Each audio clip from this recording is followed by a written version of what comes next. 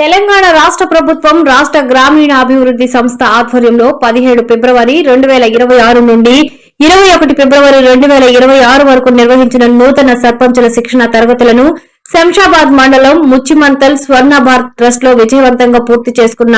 అబ్దుల్లాపూర్ మెట్ మండల సర్పంచులు ముగింపు కార్యక్రమానికి ఇబ్రహీంపట్నం శాసనసభ్యులు మల్రెడ్డి రంగారెడ్డి ముఖ్య అతిథిగా పాల్గొని సర్టిఫికెట్లను అందజేశారు. అలాగే జిల్లా పంచాయతీ ఆఫీసర్ సురేష్ మోహన్, అబ్దుల్లాపూర్ మెట్ మండల ఎంపీడీఓ శ్రీవాణి, డివిజనల్ పంచాయతీ అధికారి సాధన తదితరులు పాల్గొన్నారు. అలాగే అబ్దుల్లాపూర్ మెట్టు మండల ఆఫీస్ ఆవరణంలోని అబ్దుల్లాపూర్ మండలంలోని అన్ని గ్రామ పంచాయతీ ఉప సర్పంచులకు వార్డు నెంబర్లకు 17వ తారీఖు నుంచి 21వ తారీఖు వరకు గ్రామ అభివృద్ధిపై పరిపాలనపై వార్డు మెంబర్లు ఉప సర్పంచులు గ్రామాన్ని